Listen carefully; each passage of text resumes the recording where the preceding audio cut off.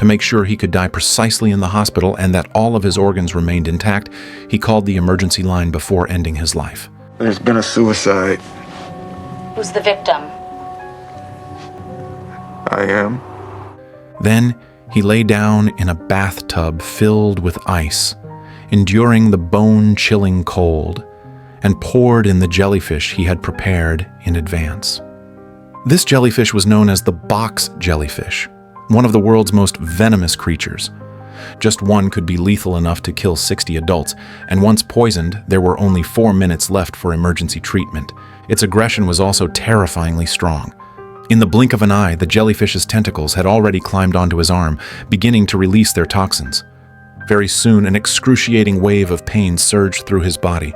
As the venom spread inside him, he writhed uncontrollably, clutching the shower curtain with all his strength, struggling in torment. On the floor, there was a bold warning written out: "Beware of the jellyfish in the bathtub. Take me to the hospital immediately." And all of this had only one purpose: to atone for his mistakes. Because the night before, when he glanced at his phone while driving, his lapse had caused 7 lives to be lost, including the woman he loved most.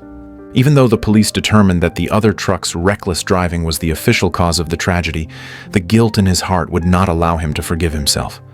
To make amends for this unbearable remorse, Tim decided to use his own body as a sacrifice, to give away 7 pounds of flesh and save 7 lives, completing his redemption. Tim stole his brother's identification and posed as Ben, and after 2 months of careful searching, he finally put together a list of chosen recipients. The first was a blind salesman named Ezra, who lived in darkness. Ben first called him, deliberately picking faults in the product Ezra was selling, then insulted him with sharp and cruel words. Yet, in the face of Ben's offensive provocation, Ezra did not show anger, but instead responded with even more patience, helping to solve the problem. But Ben did not stop there.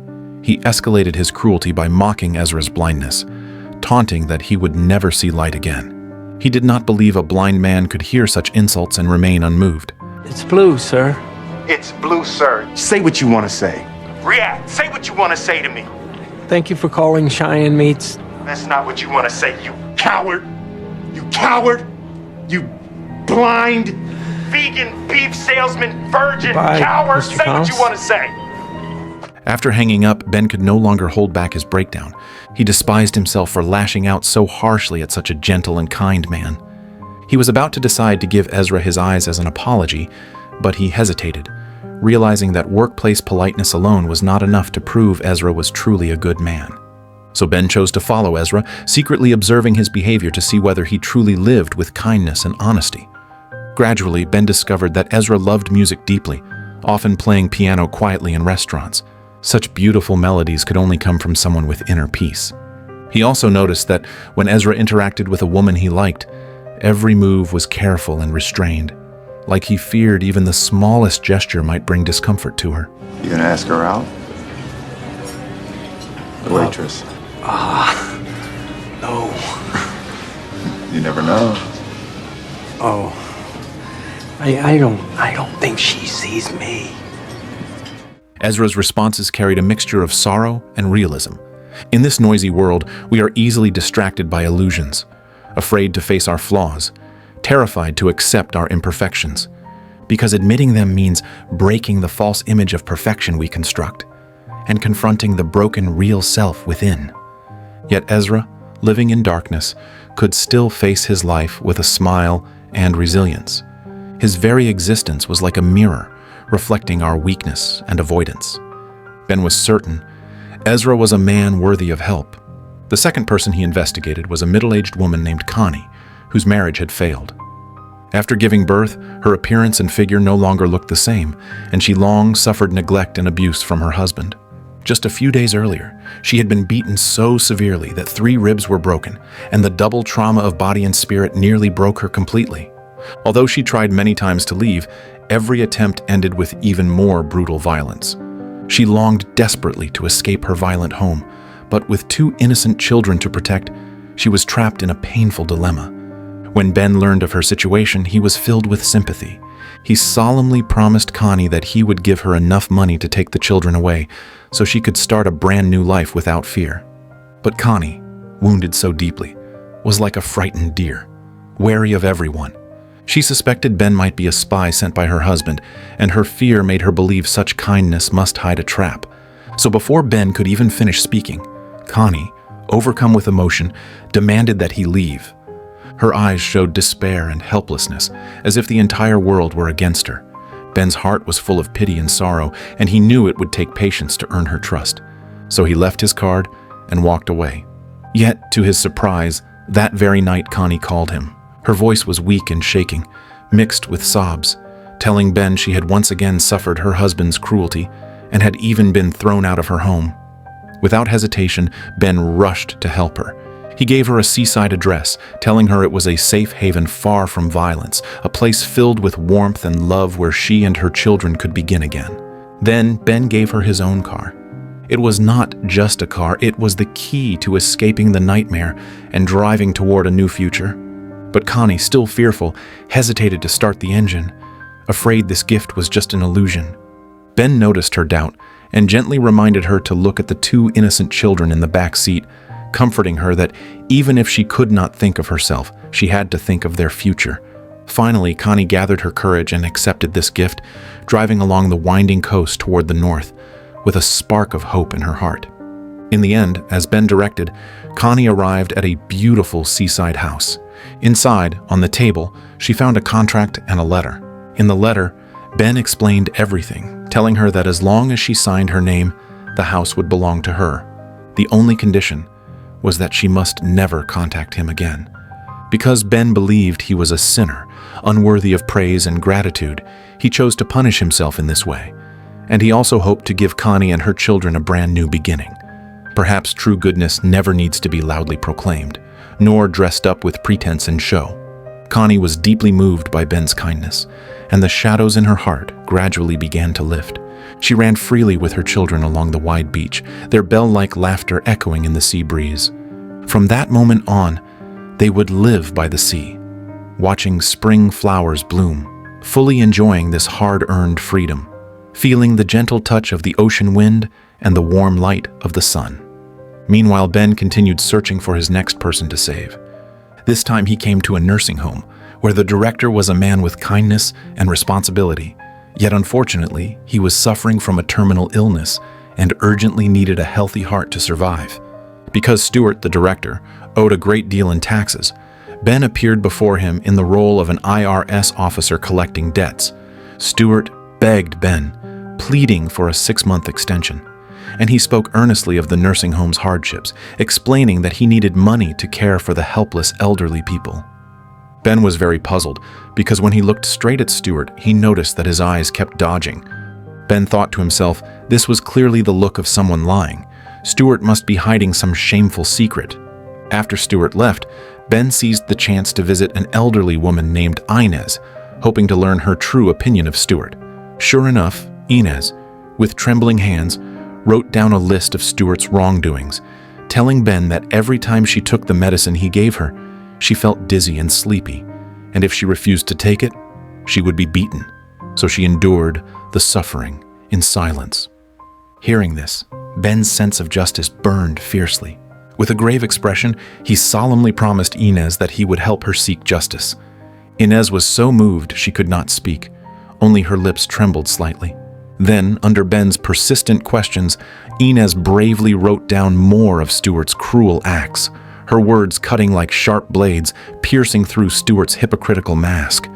Remembering the painful experiences, Inez began to weep uncontrollably. Ben felt deep compassion, gently carried Inez out of the room, and sternly ordered the caregivers to examine her injuries carefully. Facing this heartless director, Ben's eyes turned cold and resolute. He angrily warned Stewart that he would visit Inez regularly, and if he discovered any more problems, Stewart would not be forgiven. Ben never expected that in this world someone could disguise cruelty under the name of kindness, fulfilling selfish desires without shame. The heart he had once planned to donate selflessly had almost been given to a man cloaked in false virtue. His anger flared like blazing fire, surging to the skies, but time was running short, and soon he locked onto his third target. It was a hockey coach named George, whose kidneys were failing, and if no donor could be found, his life would soon reach its end. Yet even in this condition, he remained at his post, tirelessly training his students. Even more touching, despite his own financial hardship, he used his modest pension to support several orphans. In this complex world, there are those who, even in suffering, still strive to bring hope to others. Ben was deeply moved by George's selflessness and resilience. Without hesitation, he decided to donate one of his kidneys to George, but George was puzzled, unable to understand why a stranger would be so generous to him. Because you are a good man. No, really. Even when you don't know that people are watching you. Hearing Ben's reply, George smiled faintly and asked no more questions, because both of them believed that, in this world, some kindness does not need words to explain. Next, Ben found another person in need. It was a young boy with leukemia, and to pay for his treatment, his family had spent almost everything. Yet despite their desperate circumstances, the family never abandoned him. After several days of learning about them, Ben was moved by their warmth. To stop the illness from further consuming the boy's fragile body, he signed an agreement with the doctors to donate his bone marrow to Nicholas. Nicholas was fortunate. Ben's bone marrow was a perfect match. The procedure itself was not complicated, but in order not to affect future organ donation, Ben refused anesthesia to ease the pain. So throughout the operation, he had to endure the agony, as if sharp blades were cutting through his body, feeling the marrow slowly drawn out of him. When the surgery ended, Ben was in such pain he could hardly stand. Every step felt like carrying a crushing weight, and he could not straighten his back. But he knew he could not rest, because the other organ recipients had no time to lose. Their lives were racing against the clock. Ben had to quickly find the last person who could receive his heart, to complete his final mission in life. This time he chose a woman named Emily, who suffered from a congenital heart disease. After years of illness, she was burdened with heavy debts. Ben once again pretended to be an IRS officer, arranged to meet her, and told her she needed to repay the huge tax debt from her hospital stay. Emily had just been discharged, her body was weak, and she had no ability to repay. They ended the meeting in silence. But that was only Ben's initial test, and the next day he went to Emily's house again. It happened that Emily was out walking her dog, and seeing that she was unwell, Ben warmly stepped forward to help. In this brief interaction, Emily felt his kindness and care, and she gradually let down her guard, even inviting Ben into her home to confide about her financial struggles and health. In their conversation, Emily unexpectedly discovered that Ben seemed unconcerned about her tax issues, but instead cared more about her health, and even specifically explained a way to delay the payment of taxes. As he left, he handed her a card, promising that if she ever needed help, she could always call him. Why do I get the feeling you're doing me a really big favor right now? Because I get the feeling that you really deserve it. After Ben left, Emily stood quietly, gazing at his figure as he walked farther away. In that moment, a warm current rose in her heart. Since being tormented by illness, her savings had long been drained, and friends, afraid she would ask to borrow money, gradually cut ties with her. She had not received care from anyone for a very long time, and Ben's appearance was like a warm and bright light, illuminating her darkened world, unlocking the heart she had closed for so long. But the next morning, the cruel illness suddenly attacked, and the violent pain made her lose consciousness instantly. Fortunately, a kind passerby rushed her to the hospital. When Emily opened her eyes again, she was lying on a hospital bed, surrounded by the pungent smell of disinfectant. In that moment, she truly felt the terror of death drawing closer and closer. In this place where she had no one to rely on, the only person Emily could think of was Ben, the man who had given her warmth. Through the long, sleepless night, tossing and turning, she called Ben, pouring out her fear and despair. Ben heard the desperation in Emily's voice, and he knew it was the same as what he felt inside. But Emily was a good person. She deserved to go on living. So Ben softly comforted her over the phone while hurrying to the hospital, even telling her a gentle story to help her fall asleep. In his company, Emily slowly relaxed her tense nerves, and her fear of death gradually faded with his tender words. When Ben arrived at the ward, she had already fallen asleep. He carefully removed the phone from her ear, and as he gazed at Emily's peaceful face, a wave of indescribable emotion filled his heart. At that special moment, he decided to reveal his secret to Emily. That night, Ben sat by her bedside, silently keeping watch over her until dawn. The next morning, when Emily woke up and saw Ben still by her side, she was overwhelmed with emotion, and she could not help but reach out her hand to gently touch this stranger, who nevertheless brought her warmth. At that very moment, the doctor brought her devastating news. Her condition had worsened, and without a matching heart, her life would end within a month. Then the doctor handed her a pager, speaking with sadness, telling her that if it ever rang, it meant a donor heart was available. But they both knew how slim that hope was. The most frightening thing in the world must be knowing the time of your own death. That fear surged like a tide in Emily's mind, mercilessly tormenting her fragile spirit. Holding back her tears, she gripped Ben's hand tightly, begging him not to leave. In the days that followed, Ben kept his promise, staying with Emily almost every moment, never leaving her side. They weeded the garden together, enjoying the simple joy of labor. In their leisure time, they walked hand in hand on the hillside, the breeze gently carrying the fragrance of flowers and grass, and their free steps moved as their hearts desired. On a golden meadow bathed in sunlight, they sat side by side, opening their hearts, sharing everything without reservation. Gradually, Ben's originally bleak life began to show a glimmer of light because of this warmth. His determination to die wavered unknowingly under the weight of this deep affection. With Emily's companionship, his negative attitude toward life quietly disappeared, replaced by a beautiful longing for the future. He began to picture a life with Emily, weaving a vision of happiness and tenderness together. But whenever night fell, his joy was swallowed once more by darkness. Those sorrowful memories surged like tides, haunting him like nightmares, leaving him unable to escape the shadows of his past. To him, it was a wound that would never heal. The memory of that car crash grew stronger every day, an unerasable scar. The horrific scene clung to his mind like a nightmare, and each recollection stung like salt on a wound. Although Emily's presence made him long for the future, he knew that her fragile heart could not sustain their love. From the very beginning, this love was destined to be a struggle with no outcome. Perhaps for Ben, sacrificing himself was the only right choice. By giving up his life, he could both atone for his past mistakes and save Emily's fragile future. So he found his most trusted friend Dan, revealed his entire plan, and asked Dan to handle all his affairs after he was gone. But after listening, Dan's once calm face instantly twisted. He suddenly stood up and shouted angrily at Ben. I've known you my whole damn life! Okay? This is not something you do every day. Their friendship was as deep as the sea. How could he just watch Ben walk toward his end? He did not want to, and could not, accept the heavy truth of losing Ben. Yet under Ben's firm and unshakable gaze, Dan knew that all persuasion and pleading were useless. So in the mix of grief and helplessness, he eventually agreed to this entrusted request. The next day, Ben dressed formally and met Emily one last time. Late at night, he still gently soothed her to sleep. And as he looked at her peaceful face, his heart was filled with both reluctance and resolve. He could no longer endure the endless waiting and torment, so he ran through the heavy rain, desperately rushing to Emily's doctor. With a trembling voice, he urgently asked the doctor what the chances were that Emily could survive if a suitable heart couldn't be found. 3?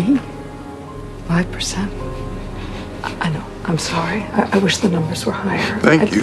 Thank you. After hearing the doctor's answer, Ben's heart sank into the abyss, and the faint hope inside him was completely extinguished. He understood he had wandered too long in the darkness. Only redemption could bring light. It was time to begin his plan. In the pouring rain, he took out his phone and called Dan, telling him the time had come. Then, dragging his weary body, he returned to his rented motel and called Ezra, sincerely apologizing for his earlier rudeness. At last, he told Ezra to keep his phone line open because someone would soon contact him to arrange the eye surgery. After the call, Ben forced himself to stay calm and dialed the emergency number for himself. After everything was arranged, he looked at his watch to make sure the time was precise, then opened the freezer, took out the ice, and poured it all into the bathtub. Enduring the freezing cold, he slowly lay down in the tub, then placed the venomous jellyfish beside him. As the toxin entered his body, the memory of the car crash flashed again in his mind. To avoid disturbing the neighbors, he used all his strength to suppress his cries. Under the torture of pain, his consciousness slowly sank, until at last he no longer felt anything. In the end, he completed his redemption, and the ambulance rushed him to the hospital. Though his life had ended, thanks to the protection of the ice, his organs remained intact. At the same time, Emily was awakened by a sudden sound. It was the pager delivering a signal of hope. She wanted to share the good news with Ben immediately, but when she turned, the man who had soothed her to sleep was gone without a trace. Not long after, Emily was taken into surgery.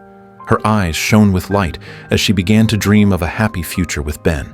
But she did not know that lying beside her in that very moment was the man she loved, Ben. Hours later, as the flat line on the monitor began to pulse again, Ben's heart was beating strongly in Emily's chest. From that moment on, he would live forever in Emily's heart, in the name of love. After Emily fully recovered, Ben's brother came to her with indescribable feelings, handing over the letters Ben had left behind. In the letter, Ben poured out the entire truth of his plan for redemption. He gave his eyes to a salesman who loved life, granting him the chance to see again. His lungs went to his brother, who suffered illness, and his liver gave new life to a kind woman at a shelter. His house sheltered a wife who had suffered abuse. His bone marrow gave hope to a child whose life had just begun. His kidney gave strength to a selfless hockey coach, helping him continue his journey, and that most selfless and warm heart was now beating strongly in Emily's body. When Emily learned the truth, she could no longer hold back her emotions. Her eyes filled with tears, and a warm stream silently rolled down her cheeks. As time passed, by chance Emily met Ezra. By then, he had become a true piano teacher, with those eyes once clouded in darkness now shining brilliantly, always revealing the beauty of music and the strength of life. After the performance, the entire audience erupted in applause. Emily felt as if drawn by an invisible force, slowly walking toward Ezra. When she looked into those familiar yet unfamiliar eyes, there was no need for words. Ezra understood everything. His eyes recognized the heart beating within her chest. It must be Emily. It was Ben's heart. It was their shared memory and love. His heart responded to the deep gaze shining from those very eyes. Those were Ben's eyes, a tacit connection, an understanding beyond words. The film is titled 7 Pounds, its meaning profound and thought-provoking. God created the world in 7 days, and Ben destroyed his life in 7 seconds, burdened with 7 sins. Then he used 7 pounds of flesh to save 7 lives and earned 7 measures of redemption. His heart was like a burning star, carrying endless love and kindness. His liver was like fertile soil, nurturing hope without end. His bone marrow was like a flowing stream, carrying the source of life. His house was a strong and warm haven, sheltering those caught in the storm. His kidneys and lungs were like loyal guardians, doing all they could to extend life for others. His eyes were like a shining lighthouse, lighting up a world of darkness, and his soul ran through it all, giving everything profound and noble meaning. Those 7 pounds were not just a part of his body, they were the entire weight of his life. They were the testimony of his farewell to this world, and the anthem he composed with his life. The film leaves us with a profound and eternal question. How should we balance the width and the length of life? Should we, like Ben, in a limited lifetime use selfless devotion to expand the width of life, making it full of meaning? Or should we chase the length of life, spending our years in ordinary days? I think, perhaps in this world, no one is God, but anyone can choose to become an angel.